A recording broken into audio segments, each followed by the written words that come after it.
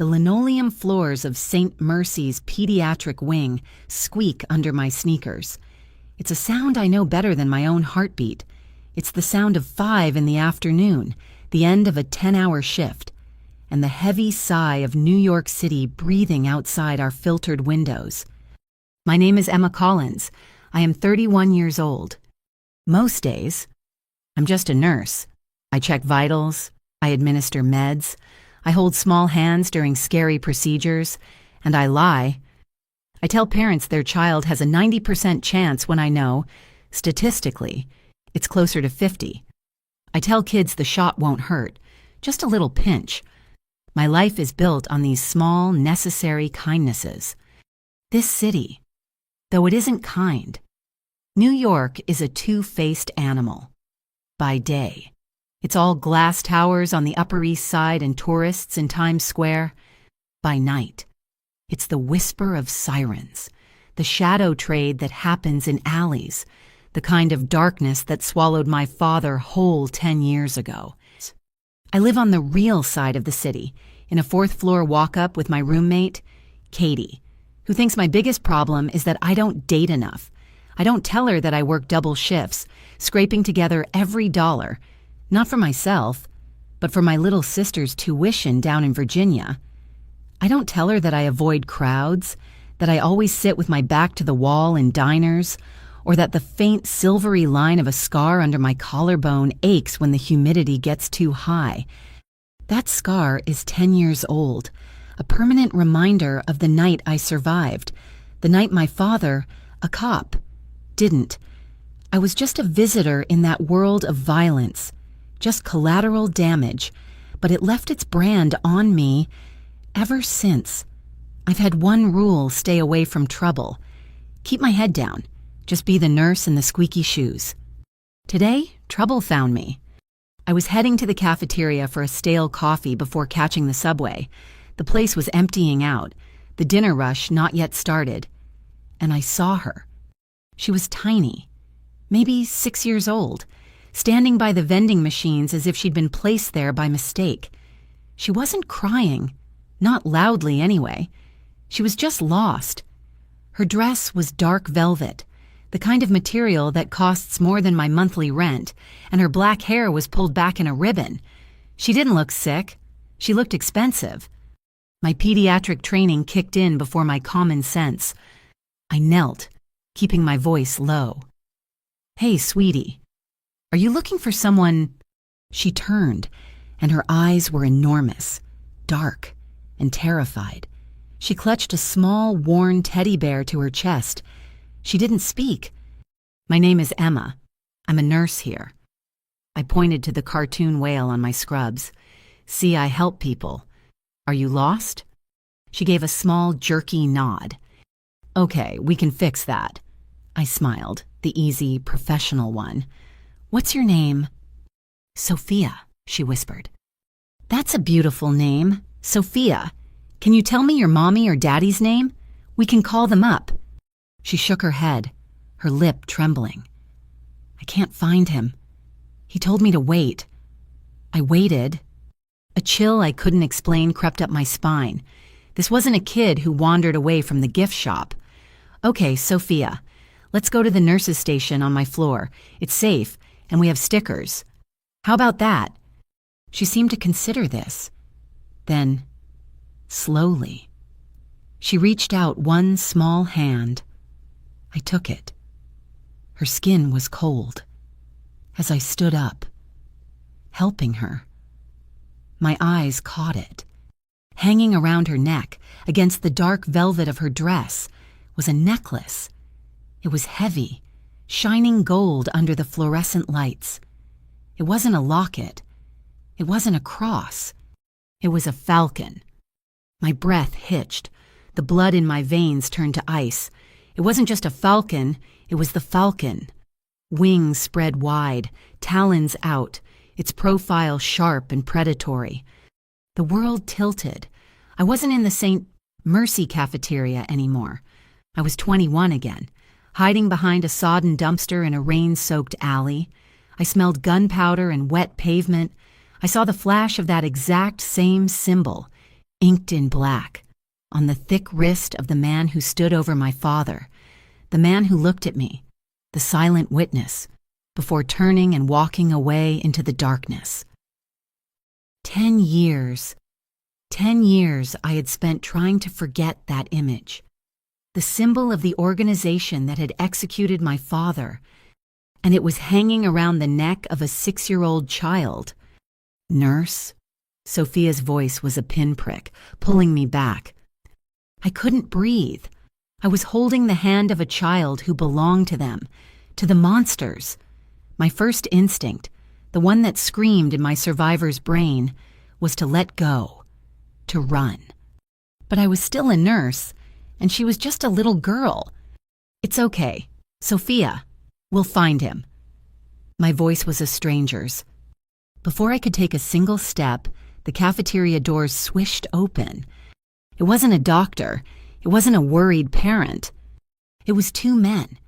They were huge, both wearing immaculate black suits that looked wrong in the sterile environment of a hospital. They wore earpieces. Their eyes weren't searching. They were scanning, methodically, like predators. My hand tightened on Sophia's. I instinctively pulled her half behind my legs. One of the men saw us. He didn't smile. He didn't look relieved. He just nodded to the other man and started walking toward us. His hand was inside his jacket. This is it. This is how it ends. I went looking for coffee and stumbled into the underworld. My scar throbbed, a sharp, hot pain. "Miss," the man said. His voice was gravel. "Step away from the child." I froze. My legs wouldn't move. I was the nurse. I was the adult. But I was also the 21-year-old girl in the alley again. Sophia, who had been silent, did the one thing I never could have predicted. She burrowed her face into the fabric of my scrubs, wrapped both arms around my leg, and yelled the one word that sealed my fate. "Mommy!" The man stopped. He looked confused, his professional menace faltering for just 1 second. He looked from me to the girl clinging to my leg, then back to me. I wanted to scream. I am not her mother. I am just a nurse. I am nobody. The other man spoke into his wrist. "We have her. Cafeteria. But there's a complication." A complication. That was me. The air grew heavy, charged with a new tension. The 2 suits looked past me, toward the entrance. They straightened, their posture shifting from predatory to deferential. A 3rd man walked in. He wasn't big like the others. He didn't need to be. The suit he wore was tailored, a dark charcoal gray, and it probably cost more than my sister's first year of tuition.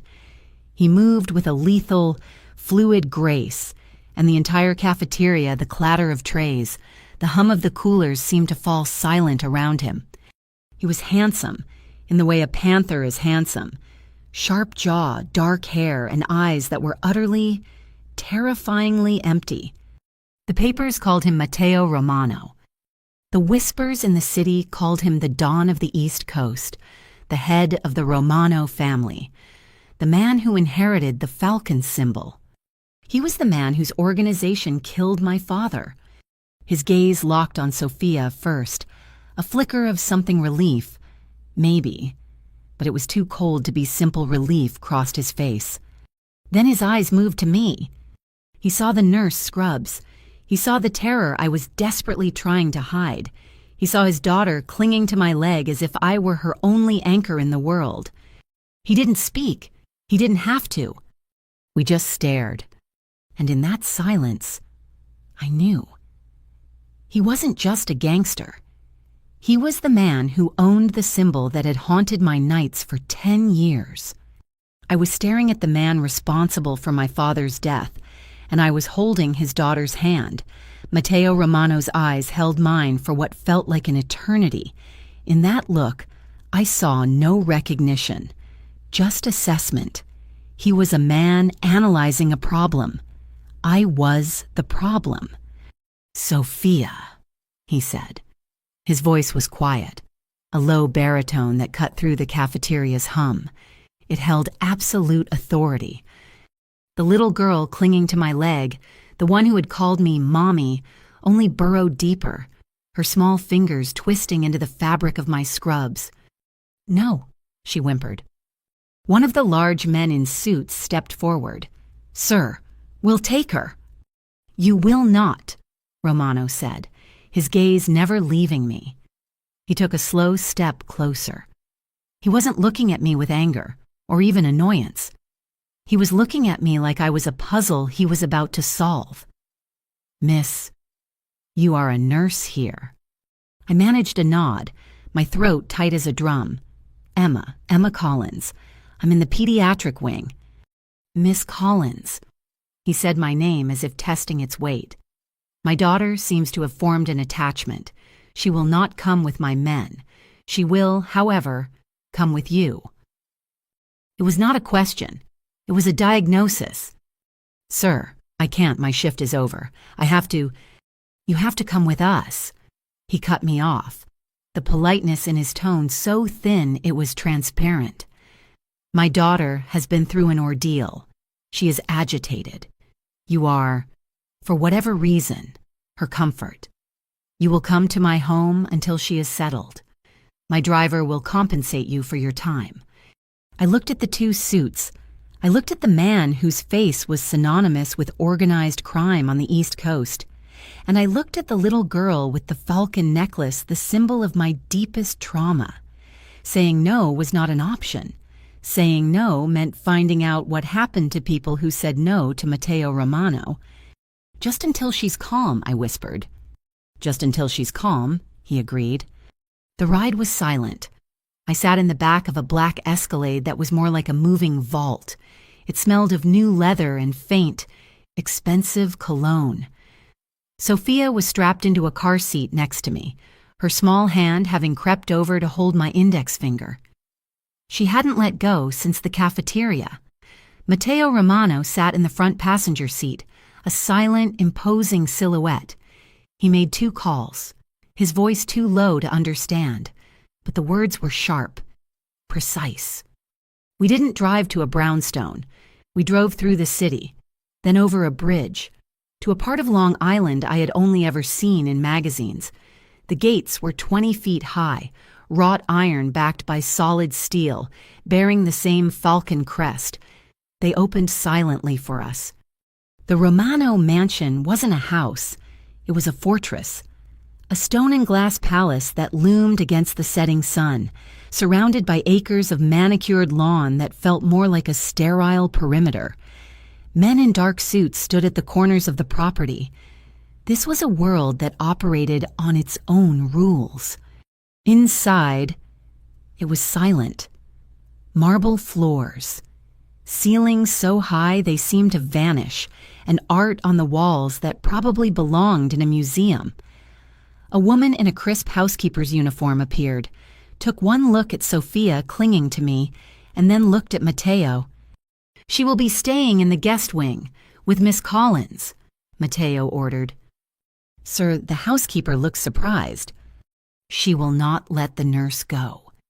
Get Miss Collins whatever she needs, and have Dr. Alessi here in 1 hour." He loosened his tie, his attention finally fully on his daughter. "Sophia." He knelt, trying to catch her eye. "You are home. You are safe. You can let go of the nurse now." Sophia just shook her head, her face pale. He sighed, a rare flicker of frustration. "Miss Collins, what is your rate?" "I'm a salaried nurse. I don't—" "We'll pay you $500 for the night," he stated. "Stay. Get her to sleep. The doctor will check her. In the morning, you can leave." I stayed. What choice did I have that night? I learned that Sophia Romano, 6 years old, was born in captivity. Her mother, a woman from a rival family, had been taken. She died during the birth. Sophia had been in the world for 2 days before Matteo found her. She was a child born from violence, her entire life spent inside these walls, her only parent a man who ruled an empire. I stayed that night, and the next day. Sophia would not eat unless I was there. She woke up screaming from nightmares unless I was sitting in the chair by her bed. On the third morning, Matteo Romano found me in the kitchen. I was drinking coffee that was probably $50 a pound, feeling like a ghost in my borrowed silk pajamas. "She trusts you," he said, standing in the doorway. He wasn't wearing a suit, just dark pants and a gray cashmere sweater. It made him look younger, but no less dangerous. "She's a sweet kid. She's just scared." "She is always scared. She has reason to be." He paused. "My offer of $500 a night is insulting. I apologize. I would like to make a formal one. I want you to be her private caretaker for a few weeks, just until this situation is resolved." My mind screamed, "Run! Take the money you've earned and run. Forget the necklace. Forget him." But I looked at the falcon charm, which I had unfastened from Sophia's neck while she slept. It was sitting on the granite countertop, glinting under the light. The symbol of the man who shot my father. I was inside. I was in the lion's den. This was the only chance I would ever get to understand why. "I have a job," I said, my voice shaking slightly. "We will compensate St. Mercy for your absence. We will triple your salary. Name your price. My daughter needs you." I swallowed my fear. I swallowed my hatred. And I thought about my sister's tuition. That was my out, my excuse. "I need money. For my sister's school." "Done," he said, not even asking the amount. And just like that, I was an employee of the Romano family. The next 2 weeks were a blur. I lived in a world where the law was Matteo Romano's word. Loyalty was the only currency. I saw men come and go, all of them treating Matteo with a mixture of terror and reverence. One of them was different. His name was Vincent Morelli. He was older than Matteo, with silvering hair and a smile that never reached his eyes. He was the underboss. And he seemed to be the only one who wasn't afraid of Matteo. "A nurse," he said to me one afternoon in the hall, his voice smooth. "You're a brave girl sticking around here. This isn't a place for the faint of heart." "I'm just here for Sophia," I said, keeping my eyes down. "Of course you are," he chuckled. It made my skin crawl. I was trying to keep my distance, to be invisible, but I saw things. I saw the human side in Matteo. I saw him sitting with Sophia, patiently trying to read her a story, his voice stumbling over the words in the cartoon book. I saw him watch her sleep, his face a mask of such profound, aching love it startled me. One night, I couldn't sleep. I was heading to the kitchen when I heard voices from his study, raised voices. One was Matteo, the other was Vincent. Cannot expand that line. "Vincent, I told you, it's off the table." "It's money. Matteo, a 10% increase on all routes. The old ways are dying." "I don't care. We do not deal in people.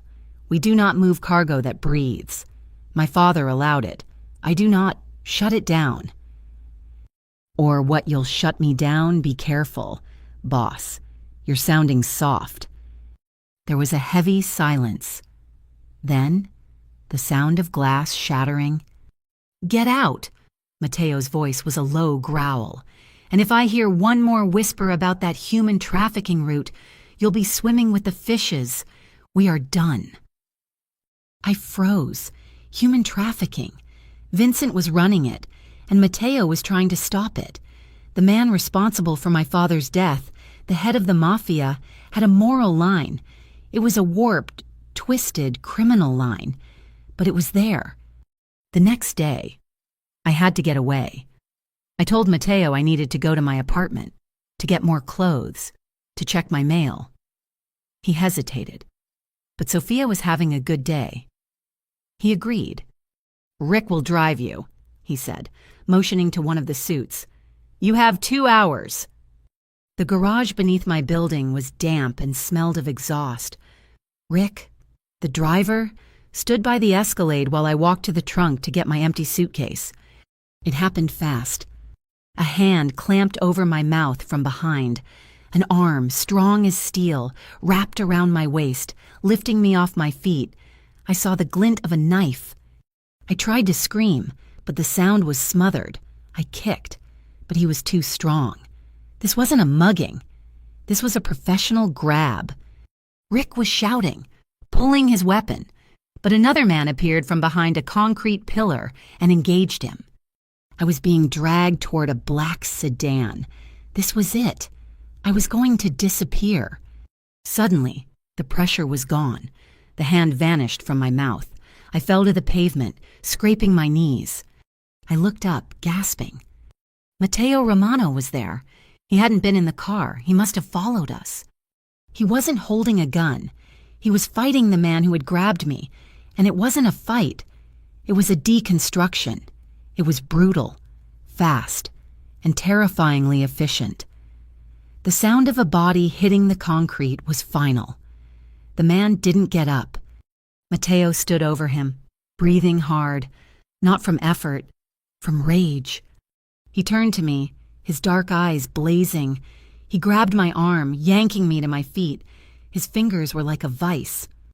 "Are you hurt?" he demanded. "Know I how?" "They know," he snarled, his face inches from mine. He wasn't looking at me like an employer. He was looking at me like a target. "Know what I'm just a nurse?" "No," he said, his voice a raw whisper of fury. "You're not. You're the witness. The girl who got away from the alley 10 years ago. Someone knows who you are. Emma. And they want you gone." He didn't shove me. He didn't yell.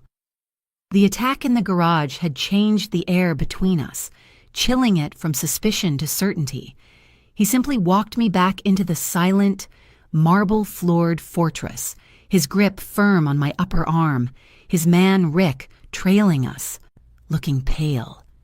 He didn't take me to the guest wing. He marched me straight to his study, the one where I'd overheard him arguing with Vincent.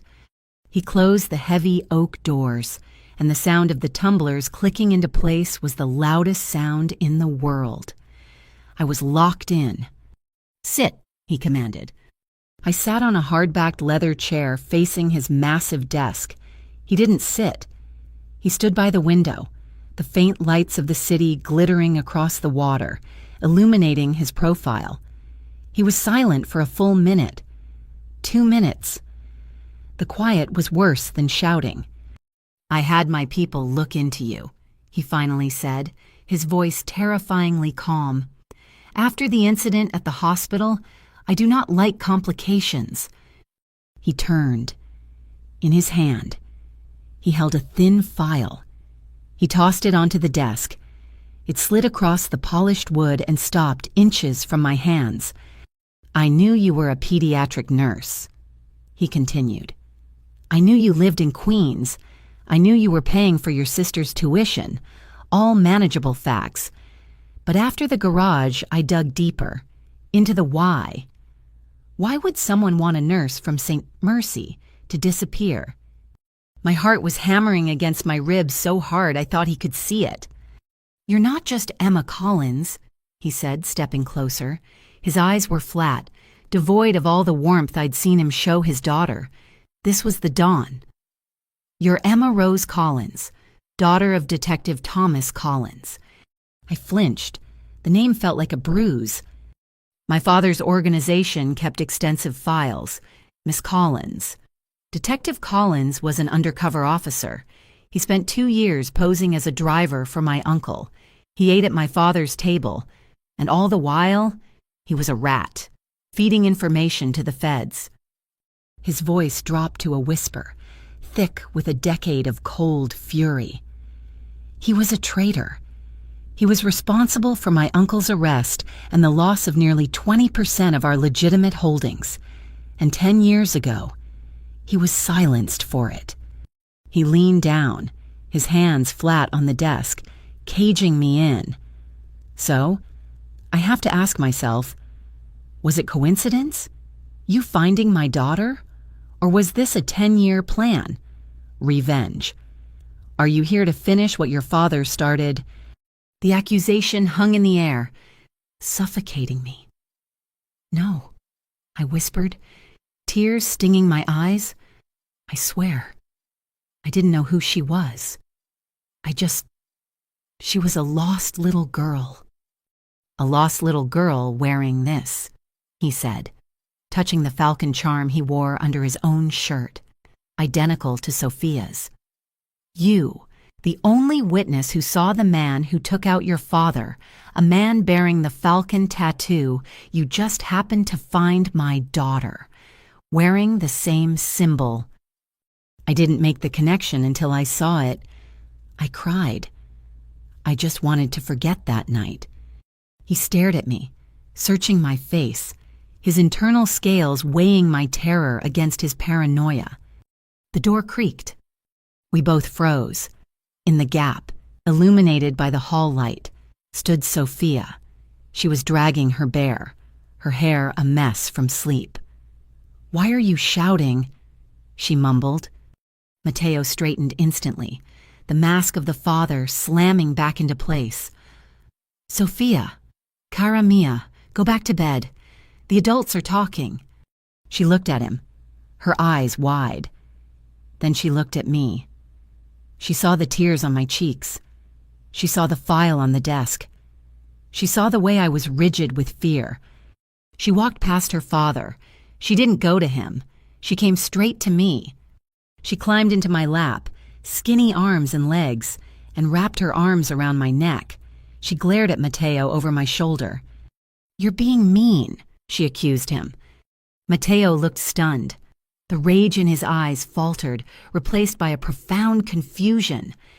"Sophia, get off the nurse. This is not your business." "No," she yelled, her voice shocking in the quiet room. "You made her cry. She's my mommy, and you're being a monster." The word hit him like a bullet. Monster. He flinched, his jaw tightening. He looked at me, the daughter of his enemy, being fiercely protected by his own child.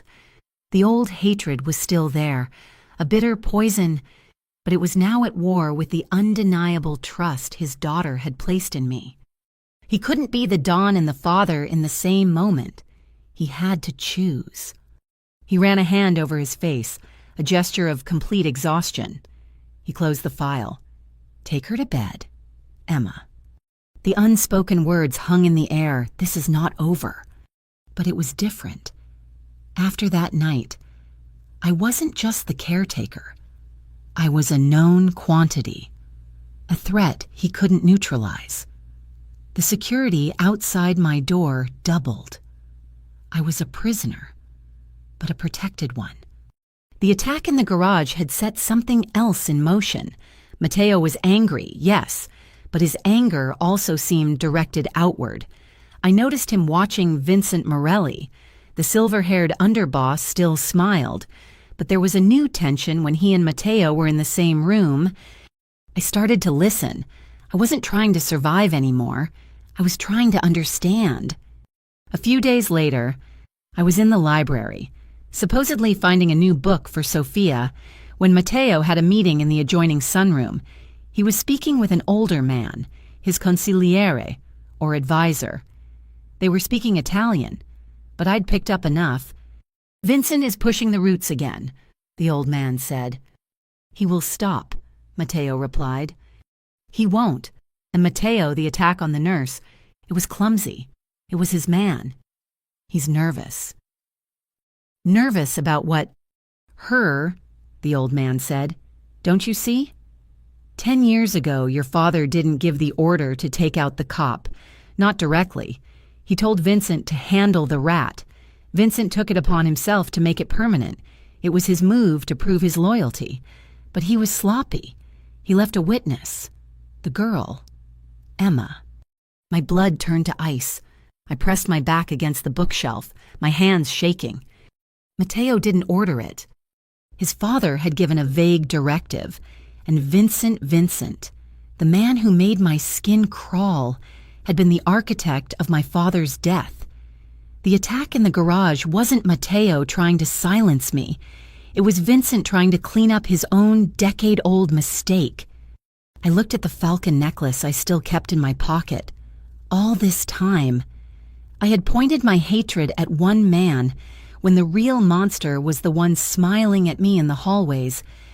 This changed everything. The next day, I found Matteo in the garden. He was watching Sophia try to catch butterflies. "She's a target now, isn't she?" I said, stepping beside him. He didn't look at me. "Yes, because of me. Because Vincent knows you won't get rid of me, so he thinks I'm your weakness." He finally turned, his gaze sharp. "He doesn't think you're my weakness. He knows she is. He thinks he can use her to control me, to force my hand on the trafficking routes, to take over." We stood there, two enemies, bound by the one person we both needed to protect. "I need your help," he said, the words costing him. "You're the only one she trusts. I need you to keep her close. Do not let her out of your sight. Not for 1 second." A strange, reluctant partnership was formed.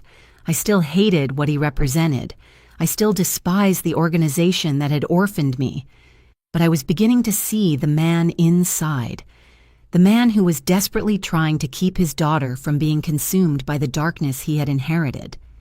I found myself watching him, the way he would correct Sophia's posture, a holdover from his own rigid upbringing, the way he would listen, truly listen. When she told him a rambling story about a cartoon, he was a man drowning, holding his child above the water, and I was somehow in that water with him. Then came the storm. It hit on a Thursday night, a violent nor'easter that threw the Atlantic against the shore. The wind screamed, and the rain felt like pebbles against the bulletproof glass. The entire fortress felt like it was under siege. Sophia, naturally, was terrified. "It's just the wind, sweetie," I murmured, sitting on her bed. I had already given her a warm milk. It was almost 10 o'clock. "The monster is coming," she whispered, hiding under her thick duvet. "No monsters. I'm right here." Matteo was in his study, on a conference call. The storm was playing hell with his security systems. The lights flickered, once, twice. Then the room went black, utter, suffocating darkness. "Emma." Sophia's voice was a tiny, terrified squeak. "I'm right here, don't move. The generator will kick on in just..." The emergency lights buzzed to life, casting the room in a weak yellow glow. But the wind was louder. I looked toward the balcony. The heavy door, the one I knew was always locked, was wide open. The white curtains were flying wildly into the room, soaked with rain. A cold, primal dread seized me. "Sophia." I ripped the duvet back. The bed was empty. "Sophia." I screamed his name, Matteo. I ran to the balcony, the rain and wind hitting me like a physical blow. I looked down. A man, dressed in black tactical gear, was halfway down the trellis on the side of the house. He had Sophia slung over his shoulder. She wasn't fighting. She was limp. "No," I shrieked. The man paused. He looked up. Lightning flashed, a brilliant, terrifying white, and it illuminated his face. I didn't know him, but my eyes were drawn to his neck. He was wearing a necklace. It was the falcon, the same heavy gold falcon. I ran from the room, sliding on the marble floor, screaming.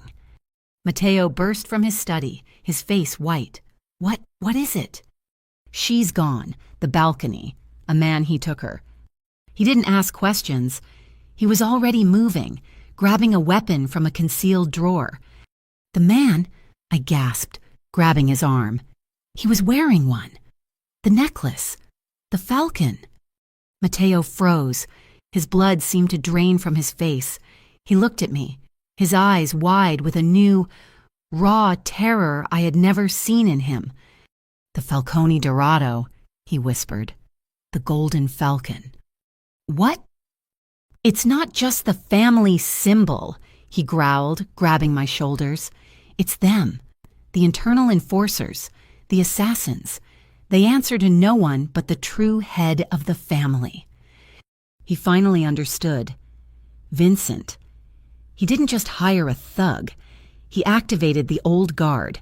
He's not trying to scare me. He's making his move for control. He shoved me behind him, his voice dropping to a lethal promise. They won't just hold her for ransom. They'll erase her to prove a point. He slammed his fist into the wall, a crack spidering through the plaster. I swear on my daughter's life, he snarled, his eyes meeting mine. I will not let that falcon live to see the sunrise. There was no time for shock. The storm outside was chaos, but inside, Matteo Romano had become the eye of it. The fury I'd seen in the study was gone, replaced by a terrifying, cold vacuum. He was no longer a father. He was a Don.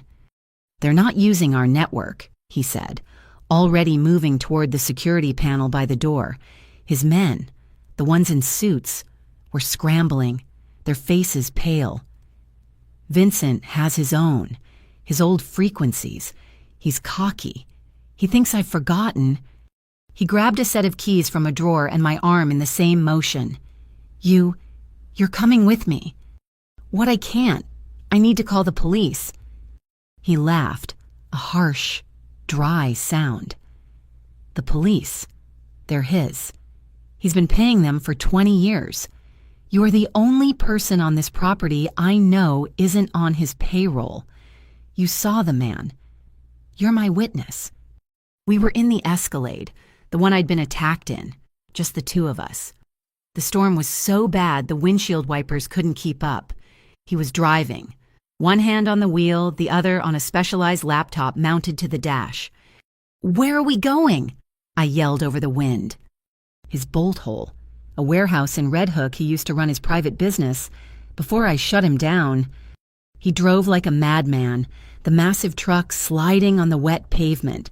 My nurse's brain was screaming about statistics, about hydroplaning, about survival. But the man next to me didn't seem to believe in statistics. He only believed in will. We screeched to a halt in front of a derelict brick building. The sign was faded, something about maritime imports. The lock on the door was new. Matteo shot it. The sound was deafening in the narrow alley.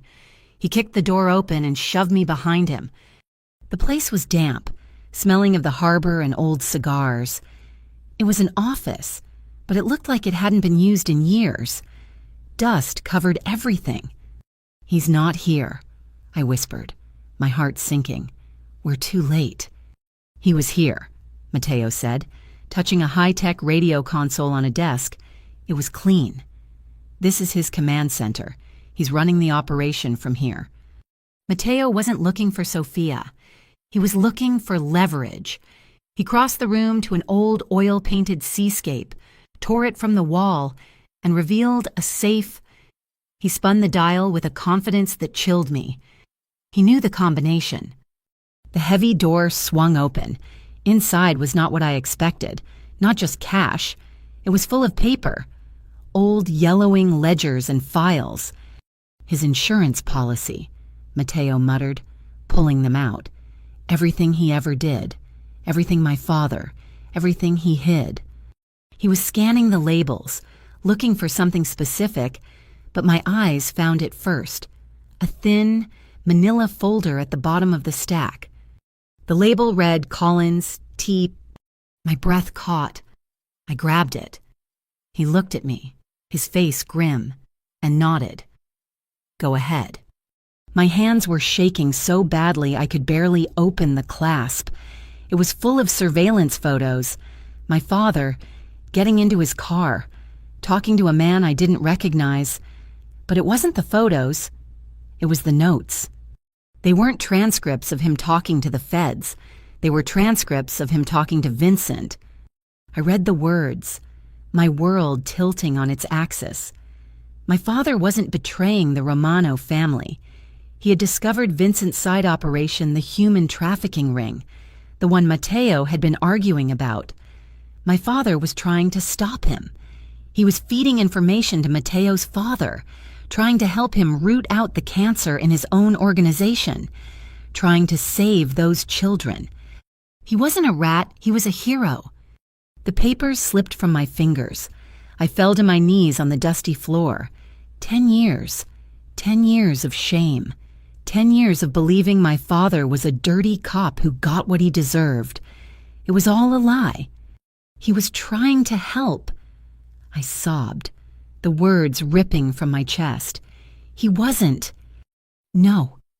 Mateo's voice was hollow. He was standing over me, his face a mask of stone. He wasn't. He had seen it. He knew. Vincent built the case against him, Mateo said, his voice flat, devoid of emotion. He brought the evidence to me. Photos of your father talking to his FBI handler. He said your father was turning, that he was going to bring us all down. He said your father was the reason my own father was sick with worry. He looked away, toward the rain-lashed window. I was 25. I had just taken the chair. I was arrogant. I was stupid. And I wanted to prove I was strong enough to protect my family. I looked up, the tears cold on my face. What are you saying? Vincent asked for the order, to clean up the mess, to silence the rat. He met my gaze, and I saw the truth that had been hiding in the shadows of his eyes for weeks. I believed the lie, he whispered. I didn't question it. I didn't look deeper. I gave the order. Emma. Vincent he just pulled the trigger. The air left my lungs. The man I had been living with, the man whose child I had come to care for, the man I had started to see as human. He was the man who gave the order. You. I breathed, scrambling to my feet. I hit him, my fists against his chest, a weak, pathetic drumming. You killed him. You monster. Emma. Get away from me. I shoved him, hard, and ran. I ran out of the office, out into the screaming wind and the driving rain. I ran until my lungs burned and the grief and rage and betrayal swamped me. I collapsed against a chain-link fence, the cold metal biting into my skin. He was dead. My father was dead because of a lie, and the man who believed it was. My phone buzzed in my pocket. A text. I fumbled it open, an unknown number. It was a video file. I clicked it. My blood turned to ice. It was Sophia. She was in a dark space, tied to a wooden chair. Her face was pale, her eyes wide with terror. She wasn't crying. She was just staring at the camera. Then Vincent's voice, smooth and venomous. You see, Emma family disappoints. Now, send your boss a message. Pier 12, Red Hook. He comes alone. He gives me the family, or the girl pays for the sins of the father. He has 1 hour. The video ended. Rage, a new kind of rage. It wasn't hot. It was Arctic. It burned away the grief. I ran back. The Escalade was still there. The driver's door was open. Mateo was standing in the rain, loading a heavy-caliber rifle. The trunk was open, revealing an arsenal that could start a small war. He was a one-man rescue. He sent me a video, I said, my voice as flat as his. He didn't look up. Get out of here. Emma, this is over for you. Go. Disappear. You're free. Free. He has your daughter. He sent the video to me. He wants me to watch you fail. I won't fail. You will. You'll go in there, all bullets and rage, and he'll kill you, and she'll be alone. Or worse. He finally looked at me, his eyes black pits of fury. Then stay out of my way.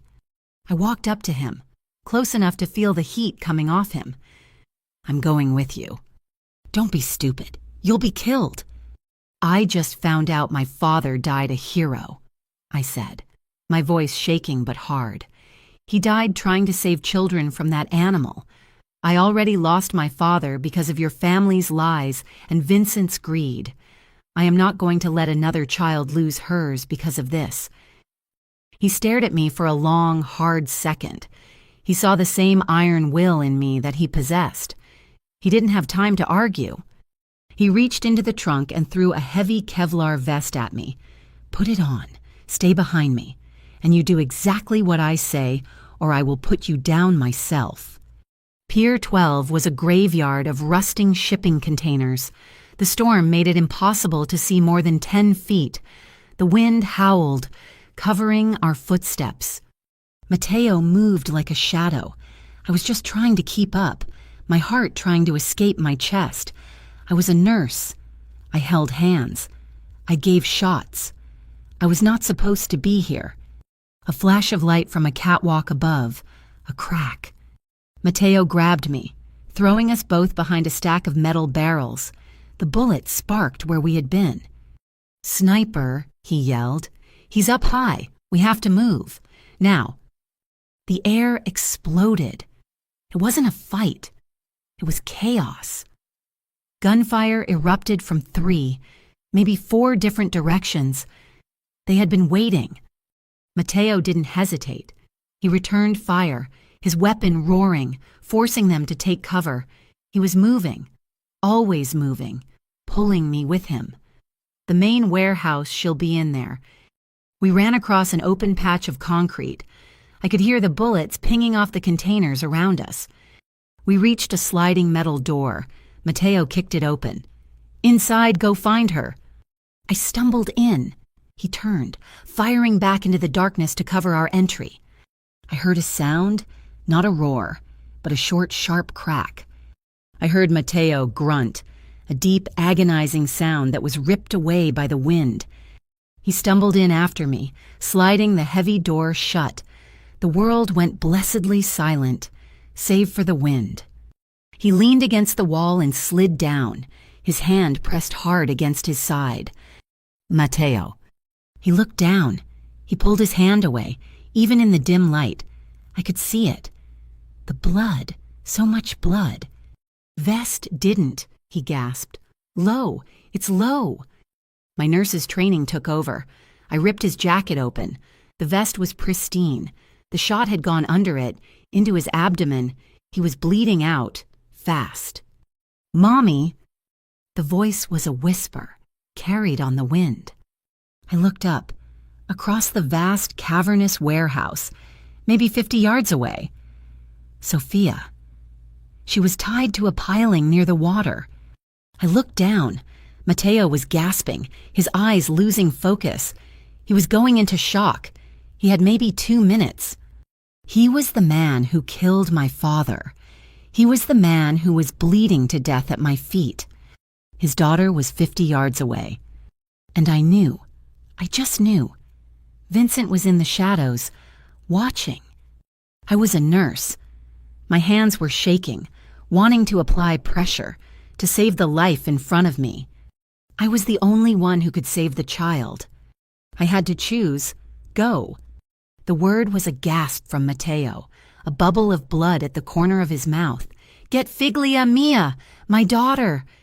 He was choosing, he was dying, and he was choosing her. The man who had ordered my father's execution was telling me to save his child. The nurse in me screamed, "Apply pressure, find the exit wound, stop the bleeding." But the woman, the one who had held that 6-year-old's hand in the cafeteria, knew the choice was an illusion. I was never going to save him, not first. "Press on it," I commanded, tearing my own jacket off and shoving it into his hand. "Press hard." His grip was weak. He nodded, his face a sheet of gray-white. I stood up. My body was a single, ringing bell. I felt the gaze of Vincent Morelli in the shadows. I felt the crosshairs of the sniper I knew was still out there. I was a target. Illuminated by the flashing red and blue lights of the police cars I could now hear in the distance. Sophia. I ran. My sneakers slapped against the wet concrete, the sound echoing in the vast tomb-like space. I ran toward the small, pale figure tied to the piling. I didn't zigzag. I didn't hide. I ran with a pure, blind rage. If he was going to shoot me, he could do it. But I was not letting him make me cower. Emma Mommy. Her voice was a thin thread in the storm. I reached her. She was bound with thick, wet rope. My hands, slick with Mateo's blood, fumbled with the knots. They were tight. Professional. "It's okay, baby. It's okay. I'm here." My nails tore. The rope wouldn't give. "Hold still." My hands went to my pocket, a reflex from 1,000 shifts, my trauma shears. I always had my shears. The metal was cold. I slid them between the rope and her small wrist and cut. 1, 2, 3. She was free. She launched herself at me, burying her face in my neck, her small body shaking violently. "He's here," she whimpered. "The bad man." "I know. I'm getting you out." I scooped her up. She weighed nothing. I turned and ran back toward the shadow where I had left Mateo. He was slumped over. The jacket I had given him was a soaked, dark rag on the floor beside him. The pool of blood was a lake. "Mateo," I whispered, my voice desperate. "I have her. Mateo." He didn't move. How incredibly touching. The voice slithered out of the darkness. Vincent Morelli stepped into the dim light. He was standing not 20 feet away, immaculate. His silver hair wasn't even wet. He held a heavy, black pistol, aimed directly at my chest. "At Sophia, the nurse plays house," he sneered, his eyes glittering. "You've gone soft, Mateo," he said to the unmoving form on the ground. "First the trafficking routes, now this. A nurse, a cop's daughter." "You," I breathed, shielding Sophia with my body. "Me," he agreed. He took a slow step closer. "You think you know who you're holding, little nurse. You think she's his—" He laughed, a dry, cold sound. "He thinks she is. He thinks he's a hero. He staged a rescue 6 years ago. Busted up one of my operations. The one your father was sniffing around. He came in like a righteous king. Saving the children." He gestured at Sophia. "He didn't rescue her. He stole her. From me." My blood turned to ice. "What are you talking about?" "She wasn't cargo. Emma. She was my ward, my special project. The others were just product. But her, I was raising her myself. I've spent 6 years looking for her. 6 years planning to take back what he stole from me. My business, my position, and my daughter." The word daughter coming from his mouth was a violation. He was the foster father, the man who was grooming her.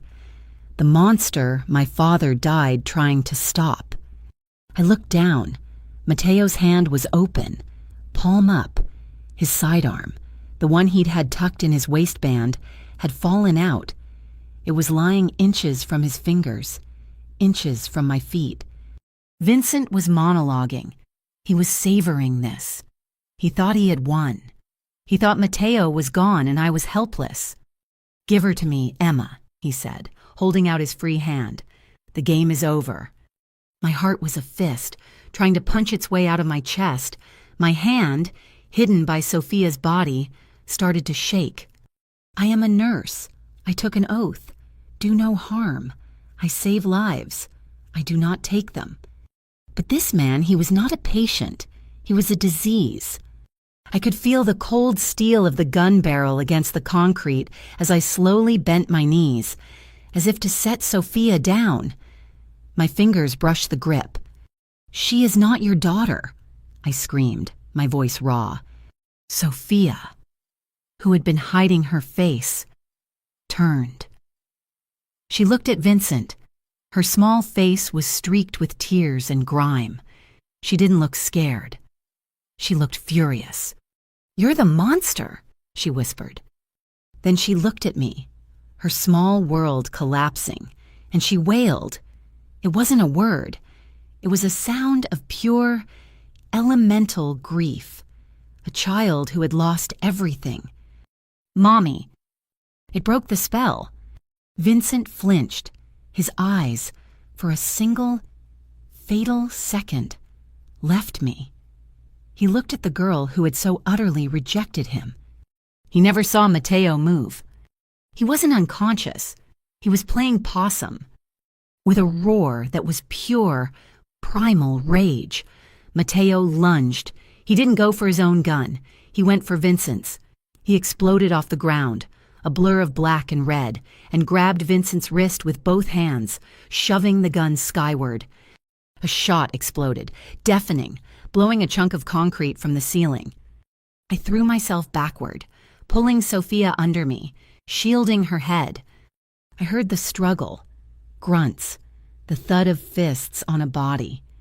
"You traitor," Vincent snarled. Then another shot. It was different, muffled, final. The sounds of the struggle stopped. All I could hear was the storm and the rising scream of sirens. I pushed myself up, my ears ringing. Vincent Morelli was on his back, his eyes wide and vacant. Matteo was collapsed on top of him. He had wrested the gun from Vincent's hand and, with his last ounce of strength, had ended it. "Stay here. Close your eyes. Count to 10, I whispered to Sophia, shoving her behind a stack of crates. I ran to Matteo. I rolled him off the body. His eyes were open, but he wasn't seeing me. "Matteo." I tore at his shirt. The new wound was high in the shoulder, but the one in his abdomen, no, stay with me. I pressed both my hands onto the wound, trying to pack it, trying to will the blood to stop. He gasped, his eyes finding mine. "Emma." "I'm here, it's over. You're okay." "No." He grabbed my wrist. His grip was ice cold, but impossibly strong. "Sirens. They're here. You have to go. Take her. Run." "I'm not leaving you." "They'll take you," he wheezed. "Accomplice. They'll take her. Social services. Foster care. She won't survive it. Please. Emma. Protect her. That's all." He was a Don. He was a killer. He was the man who had destroyed my life, and he was using his last breath to beg me to save myself and to save his daughter. I looked at his face, gray with imminent death, and I saw the man who had patiently read The Very Hungry Caterpillar 6 times in a row, the man who had a line he would not cross. I put my free hand over his. "No, I'm not running." He tried to protest. "I am not running," I said, my voice hard as steel. "You have to pay for what you did, for my father, for all of it. But I will not let you die alone. If you have to pay, I will be right here. I will stand in that courtroom, and I will be the one to tell them that you still have humanity." He stared at me, a look of profound, agonizing confusion. He didn't deserve my help. He didn't deserve forgiveness. But I wasn't doing it for him. I was doing it for me. For Sophia. The huge warehouse door screeched open. Blinding white and blue lights flooded the space. NYPD hands in the air, hands where I can see them. Dozens of cops in heavy tactical vests swarmed in, their rifles pointed at me, at the man dying under my hands. I didn't move. I kept my hands on the wound, covered in his blood. "Get off him! Get away from him! Lady!" one shouted, aiming his rifle at my head. "I'm a nurse," I screamed, my voice cracking. "He's bleeding out. He's got a gunshot wound to the abdomen. I need a trauma kit now." "He's the shooter." "No," I shrieked. "He's not. He is." I pointed to Vincent's body. "That's Vincent Morelli. He's the one who kidnapped the child. He shot him. He's the one you want. Check his office, a warehouse Red Hook. There are files. He's the one who killed Detective Tom Collins 10 years ago. It's all in the files. The name Tom Collins made an older detective at the front stop cold. "Get EMS in here," he yelled. "Now, and cuff the one on the floor, the live one, gently." They pulled me away, hands rough. "The girl," I gasped. "There's a little girl, she's behind the crates, she's Sophia." A female officer ran past me. I saw her lift Sophia, who was pale but unharmed. The last thing I saw before they put me in the back of a squad car was the paramedics, finally, working on Mateo. He was still breathing. At the hospital, my hospital, St. Mercy, they put me in an empty conference room. Agent Torres, the FBI man, found me there 6 hours later. "He's alive," he said, not unkindly. "Out of surgery. He'll make it. And he's under arrest. Racketeering, conspiracy, murder, we've got him. Miss Collins. Thanks to those files, your father, he was a good man. You finished his work." "Sophia," I whispered, my whole body aching. "Where is she?" He sighed. "Protective custody. She's a ward of the state. She'll be placed—" "No." I stood up. The adrenaline was gone, leaving only a hollow exhaustion, but my voice was firm. "You can't. She's 6 years old. She's just seen all of this. She'll be broken by the system." "Miss Collins, you're a material witness. You can't—" "I'm a pediatric nurse, and I am the only person on this planet that little girl trusts. You need my testimony. You need my cooperation. Fine. You'll get it. But you will give me temporary guardianship. Don't punish her for his last name. Let me take care of her." Torres looked at me for a long time. He saw the blood. He saw the determination. He saw, I think, that I was not a woman who would bend. "I'll make some calls," he said. 6 months, 181 days. That's how long it had been since the warehouse, since the storm, since my life ended and this new, strange, suspended one began. I sat on a hard plastic chair that smelled of bleach. The room was beige. The tables were beige. Even the light filtering through the reinforced glass felt beige. Across from me, Sophia, now almost 7, was coloring. She was drawing a house, a blue house, with a yellow sun, and 3 stick figures, 1 big, 1 medium, 1 small. The buzzer sounded. A heavy steel door clicked open. Mateo walked in, flanked by a guard. He wasn't in a suit. He was in a standard issue, federal prison blue jumpsuit. It hung off him. He'd lost at least 20 pounds, and the shadows under his eyes were carved in. But the eyes themselves, they were the same. Intense, assessing, and, when they landed on Sophia, achingly soft. "Hi, Daddy," Sophia whispered. She didn't run to him. We'd been through this routine twice a month for 6 months. She knew she couldn't. "Hi, cara mia." He sat down, placing his hands flat on the table. The guard stood 10 feet away, unmoving. "I made this for you," she said, pushing the drawing across the table. He looked at it. The blue house. The 3 figures. He traced the medium-sized one, me, with his finger. "It's beautiful. Sophia." His voice was rough. We sat there for our allotted 60 minutes. We talked about her new school, the one I'd enrolled her in under a different name. We talked about the therapist she was seeing, the one who was helping her with the nightmares. We didn't talk about the warehouse. We didn't talk about Vincent. We didn't talk about the 20-year sentence he was serving. The newspapers had had a field day, the Don who did good. They painted him as a dark hero, the mob boss who, in a fit of righteous anger, had single-handedly dismantled the largest human trafficking ring on the East Coast. He had given the feds Vincent, and in doing so, had inadvertently saved his own skin from a life sentence. He was a complicated monster. The public loved him. I, on the other hand, was a pariah. St. Mercy had placed me on indefinite administrative leave. A certified letter had arrived at my apartment. Your association compromised the safety public trust. It was a polite way of firing me. My colleagues, the ones I had shared lunches and holiday shifts with, stopped returning my calls. My roommate, Katie, had moved out. She loved me, she said. But the single-marked police car that sat outside our building for a month was too much.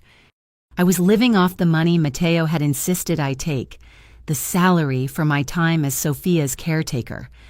I had put it all into a trust for her, but I was forced to dip into it for our rent. I was Emma Collins, the nurse who got in bed with the mob. I had chosen. I had chosen to protect Sophia. I had chosen this new reality over the clean, simple one I'd fought so hard to build. And as I watched Sophia slide her small hand across the table to touch her father's fingers, I knew I hadn't really had a choice at all. The call came 2 weeks later. It was nearly midnight. My phone lit up. Blocked number. Hello? Miss Collins? The voice was dry, familiar. Agent Torres. Agent, what is it, is Sophia? The girl is fine. It's Romano. There was an incident at his facility, a fight in the mess hall. My blood went cold. How bad? He's stable. In the infirmary. A ruptured spleen, 3 broken ribs, and a collapsed lung. The other inmate didn't make it. I sat down on the floor, my hand gripping the phone. It wasn't a fight, was it? A heavy sigh on the other end. No, it was a hit. A guard was paid off. We found the shiv. It was professional. Vincent's crew, I whispered. What's left of it? They're tying up loose ends. Romano is the biggest loose end there is. He'll never survive. Miss Collins. Not for 20 years. He's a dead man walking. Then protect him, I said, my voice rising. We can't, Torres said, his frustration clear. He's not cooperating. He gave us Vincent. He won't give us the rest. He won't give us the structure. He's still protecting his family. He's still a Don, even in a cell. We can't put a non-cooperative asset in protective custody indefinitely. My hands are tied. I was silent.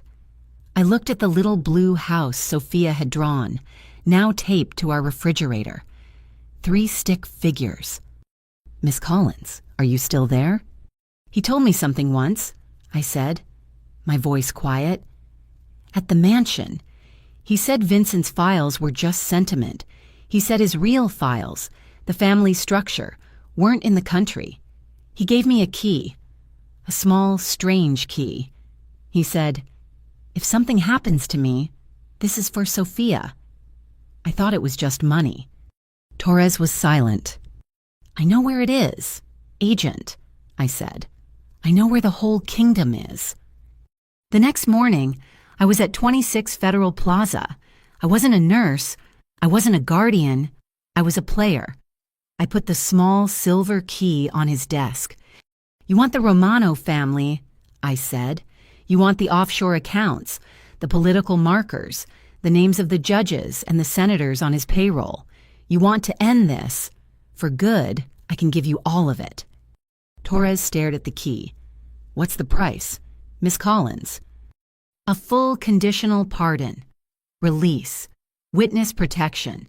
You get the whole empire, but you give me him. You let him be the father he's trying to be. You give him a chance to be the man who saved those kids, not the man who gave an order 10 years ago. You're asking us to release the most powerful Don on the East Coast because his daughter drew you a picture. I'm asking you to make a deal. You get 100 convictions. You get to be the man who toppled the Falcon. All it costs you is one broken man who won't survive another month inside. He looked at me, then at the key. He picked it up. I'll make the calls. They let me see him in the infirmary. It was worse than Torres had said. Mateo was pale, a network of tubes running into his arms. The confident, powerful man was gone. In his place was a man who looked hunted. "Emma," he wheezed, his eyes fluttering open. "You shouldn't be here. They'll see you." "I'm not here to check your stitches. Mateo." I pulled the chair close. "You have to go. Take Sophia. Disappear." "I did something," I said, cutting him off. "I went to Torres." His eyes widened, and for a second, the dawn was back. A spark of cold fury. "You what?" "I gave them the key. Mateo, the one you gave me, the one for Sophia." He looked devastated. He tried to sit up, but a wave of pain sent him back down. "You gave them everything. My father's, my grandfather's, you destroyed it." "No," I said, my voice firm. "I saved you. That everything, that 100 years, is what put you in this bed. It's what got my father killed. It's what almost got Sophia killed. It's a legacy of pain, and it's over." He stared at me, his breathing shallow. "I'm not here to forgive you," I said, the words catching in my throat. The 10-year-old wound was still there, a scar on my soul. "I don't know if I can ever do that. For my father." I took a breath. "But I am here because I believe people can change. I believe the man who, bleeding to death, told me to save his daughter instead of him, is the real one. And that man deserves a chance. The Don doesn't. The Don stays here. But the father gets to go free." He just looked at me, and for the first time since I'd met him, the great Matteo Romano was speechless. 1 week later, a gray, cold dawn. I sat in a black government sedan outside the walls of a federal penitentiary. In the back, Sophia was strapped into her car seat, clutching her bear. The steel gate rolled open. A man walked out. He wasn't in a suit. He wasn't in a jumpsuit. He was in jeans and a dark gray sweater. He carried a single black duffel bag. He looked small against the massive walls. He opened the passenger door and got in. The car was silent for a moment. He didn't look at me. He just breathed. The air of a free man. "Daddy." Sophia's voice was small. He turned. He looked at her. Really looked at her, as if seeing her for the first time. She fumbled with her seatbelt. "I'm stuck." He unbuckled his own, turned, and reached into the back, his hands untangling the strap. She launched herself over the center console and into his lap. She buried her face in his neck, her small arms wrapped tight. "I missed you." Mateo held her. He just held her, his arms shaking, his face buried in her hair. I watched his shoulders heave. Once. Twice. I put the car in gear. I looked in the rearview mirror, at the gray walls, at the city I had called home, at the life that was now gone. Then I looked forward. I stepped on the gas, and we drove away, leaving the Romano name and the Collins name behind us. Just 3 stick figures in a dark car, heading west.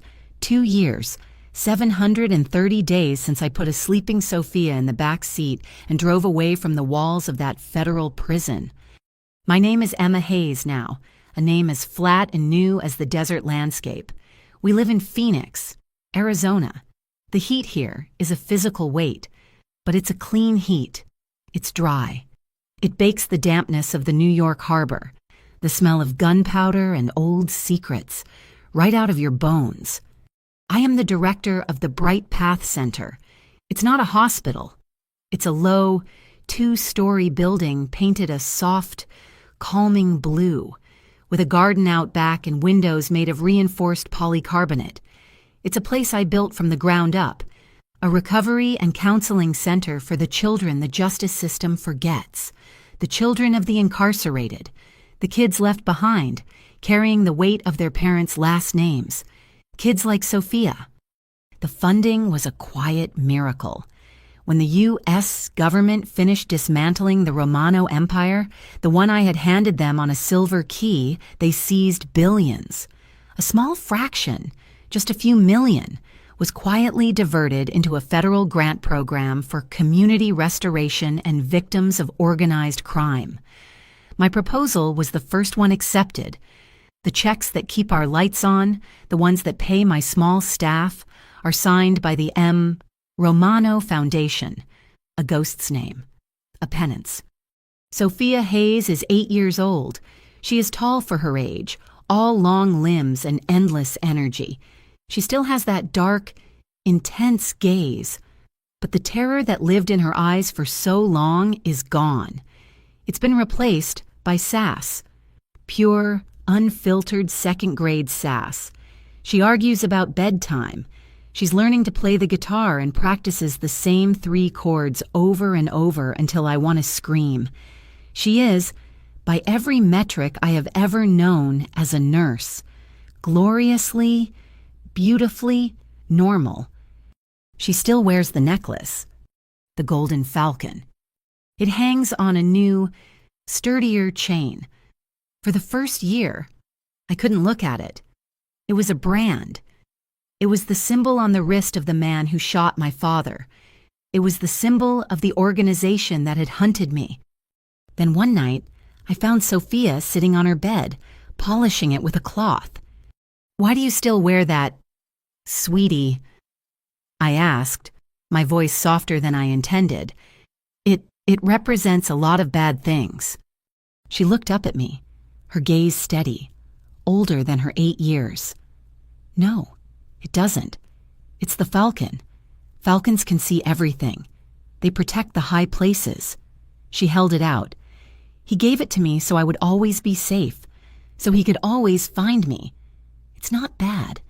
It's my protection." She was right. It wasn't Vincent's symbol of hate. It was Matteo's symbol of devotion, a father's promise. Sometimes I wear the one he gave me, the one I'd kept in my pocket for 2 years, tucked under my own shirt. And Matteo, he is Matt Hayes. He lives, he's free. He works as a security consultant for the U.S. Marshals Service, the very organization that protects us. He uses his paranoid, tactical, brilliant mind to design secure locations for other families in the program. He uses his past to keep others safe from men like Vincent. He is using the darkness to build a shield. We don't live together. The rules of witness protection are strict. He has a small, sterile apartment about 20 minutes away. He is a shadow in our lives, a constant protective presence. I see him in a dark sedan parked a block away from Sophia's school at pickup time. I'll see him at the grocery store, coincidentally in the next aisle, his eyes scanning the crowd. He is the overwatch, the man in the darkness. But now, he's guarding us. He gets Sophia every weekend. They go to the park. He tries to teach her baseball, which she finds ridiculous. He helps her with her math homework, which, to her fury, he finds far too easy. He is simply Dad. The Don is gone, buried in a maximum security prison along with the rest of his former life. Matt and I, we are careful. We are 2 people standing on opposite sides of a canyon of trauma, bound by the small, precious bridge that is Sophia. We talk about her grades. We talk about her therapy appointments. We talk about the future. We don't talk about the warehouse. We don't talk about my father. Not yet. Forgiveness is a mountain. We are still learning how to climb. Tonight is the center's first anniversary fundraiser, a small local affair. I'm standing at a wooden podium, my hands shaking so hard the index cards are rattling. I hate public speaking. The room is full of maybe 30 local donors, people who own car dealerships and restaurants. The children who walk through our blue door, I say, my voice trembling. They are the invisible victims. They are so often defined by the choices of their parents. But here, at Bright Path, we believe they have the right to define themselves. I'm losing my place. The words are blurring. The air is too hot. Excuse me. A small, clear voice cuts through the room. I freeze. Sophia. She's in the front row, holding her worn-out teddy bear. She's standing on her chair. Excuse me, Miss Emma, she says again, and I can see the mischievous glint in her eye. The room turns. I can feel the heat in my cheeks. Sophia, honey, sit down. I'm in the middle of... She grins. She knows exactly what she's doing. I just have a question, she announces to the room. Can you be my mom for one day? A few of the donors chuckle. They think it's a cute, precocious kid's question. But for me, the world stops. It's the echo. The words that pulled me into the darkness in a hospital cafeteria 2 years ago. But this time, it's not a plea. It's not a terrified whisper. It's a joke, a statement of fact. She's teasing me. Tears well in my eyes, hot and sudden. I laugh, a real, genuine laugh that feels like it bubbles up from my very soul. I think I can pencil that in, kiddo. Good, she says, plopping back down in her chair. Because you've already been my mom for, let's see, 731 days, I just wanted to make it official. I look up, trying to find my place in my notes, but my eyes drift, as they always do, to the back of the room. He's there. He's not in the shadows. He's standing in the doorway, leaning against the frame. He's wearing a simple, clean-pressed, dark shirt. He's not Matt Hayes, the government consultant. He's not Matteo Romano, the Don. He's just him. He's not watching the exits. He's not scanning the crowd for threats. He's watching me, and he's smiling. A small, genuine, unguarded smile. The kind I've only seen him give to Sophia. There is no wedding ring on my finger. There is no white picket fence. There is no happily ever after, because that's not what real life is. Real life is messy. It's complicated. It's about surviving the warehouse and figuring out day by day what comes next. We are not a fairy tale. We are the 3 stick figures from Sophia's drawing, 3 broken, battered souls, a nurse who lost her father, a Don who lost his empire, and a little girl who was born in the dark. I smile back at him, a real smile across the crowded room. It's a start. I look down at my notes, then back at the small, kind faces of the audience, and as I begin to speak again, the light from the overhead fixture catches the small, golden, falcon necklace hanging just above my heart. It doesn't feel heavy. It doesn't feel like a chain.